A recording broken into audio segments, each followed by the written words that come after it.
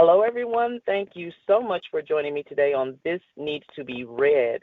We've had this guest on before, and I don't know if you all understand how much I enjoy Christmas and how that really connects with the author that we have on today. But every year, he has a book with a Christmas theme.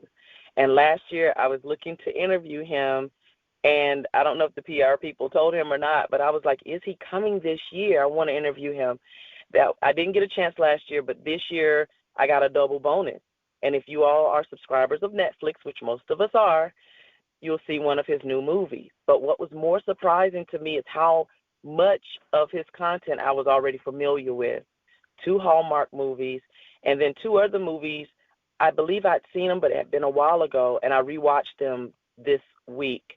Over this weekend, Timepiece and The Christmas Box. I watched those 2, and not for any other knowledge other than I am interviewing Richard Paul Evans on today for his latest book, his latest Christmas-themed book. And I'm just going to invite him into the conversation because it's been a very emotional week for me last week.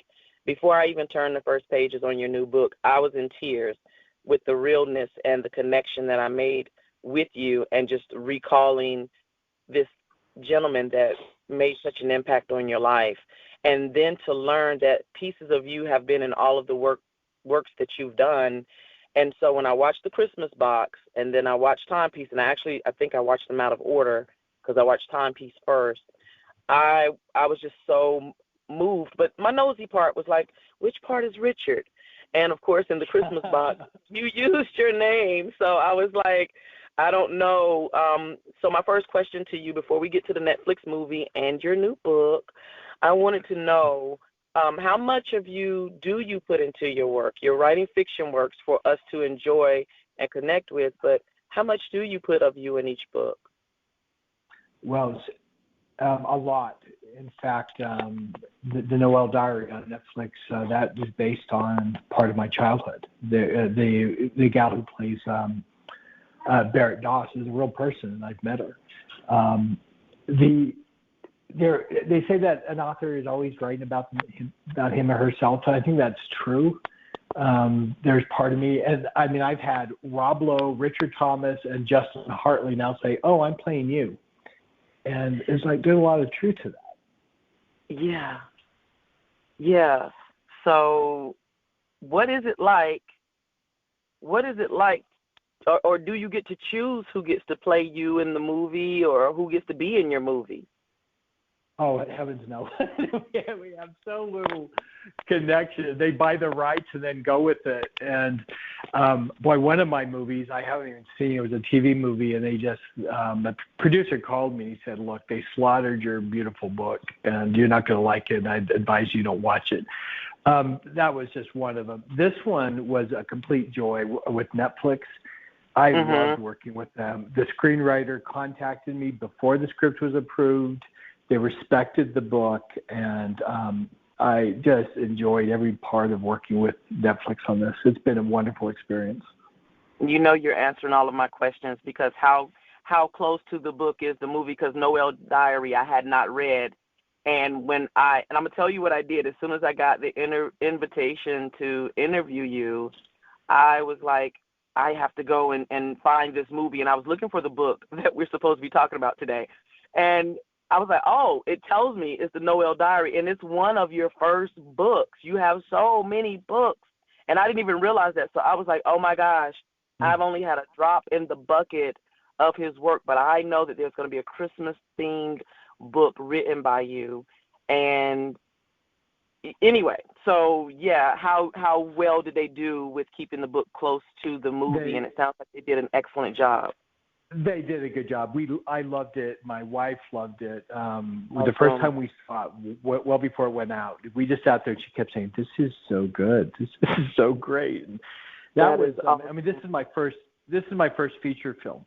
So I've written 45 New York Times bestsellers. I've had 8 movies, but this is my first feature film. And again, I loved how they did it. It was fun. Thank you. Congratulations. Thank you for continuing to do your work.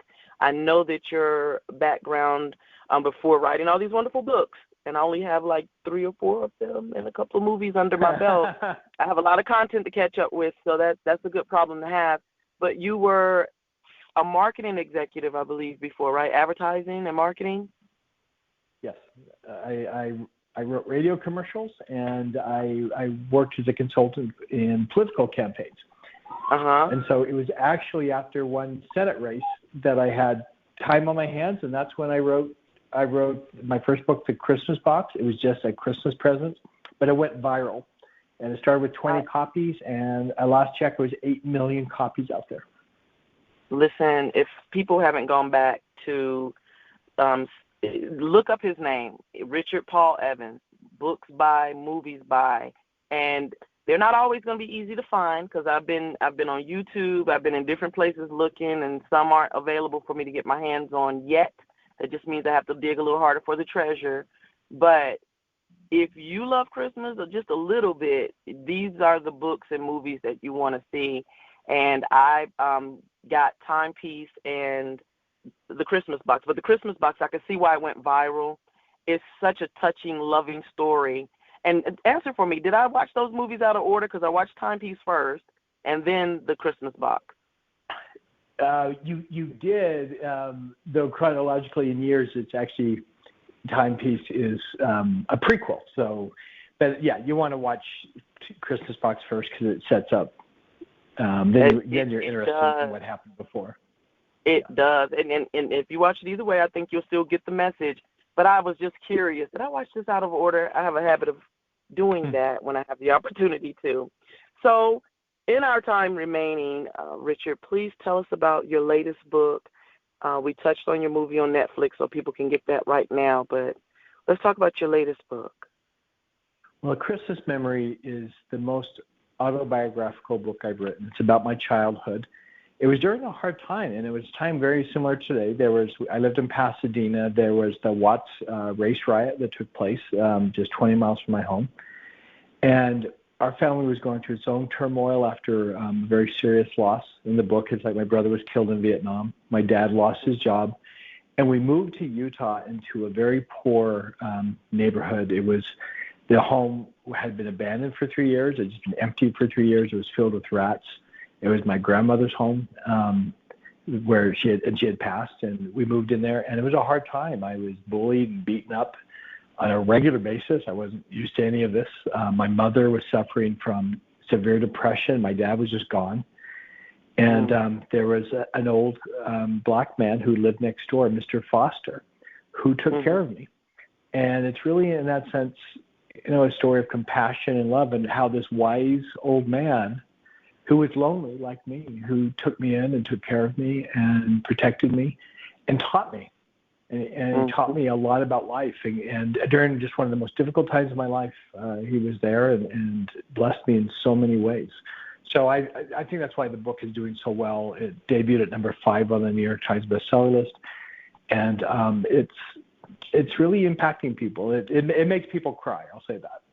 It definitely does. I wasn't but 3 pages in, and normally I flip to the first page, if I'm going to just start reading the book, but I have a habit of reading the back cover, but I read your notes in the front of the book. When it feels like you're speaking to not necessarily the reader, but you're speaking to this life experience, and it's time to share it. And that's one of the things, as a person who enjoys writing, myself, I don't have 45 books and I don't have 8 movies, but being personal and because where do you get your experiences from? Your life. So some of you has to go in it, but that exposure after you pull that back, because you said it's been many, many years since Mr. Foster has passed, and that this is one of the stories that just have had this gone untold this whole time. And I understand why, and so many people do need healing, and if you haven't read in a while and you used to love reading, I think it's time to get back into it. And the Noel Diary is a good jump off to this book. If you say, well, I want to see a movie first, he's got you covered. And even though the Noel Diary, when your brother passed, or the brother in the story passed, wasn't the same story as the Christmas Memory, it's still that loss, that, oh man, that relationship. and the way you looked up to your brother and how he assured you he's coming back. I got tears in my eyes right now. And those promises, when you look back, it's like, oh, you really shouldn't make those promises, but you want to give hope.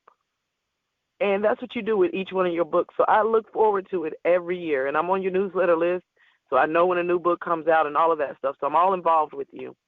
And I wish you the very best as you continue to share your stories with people, because you are brave. So thank you. Thank you for doing it. And just want to be honest.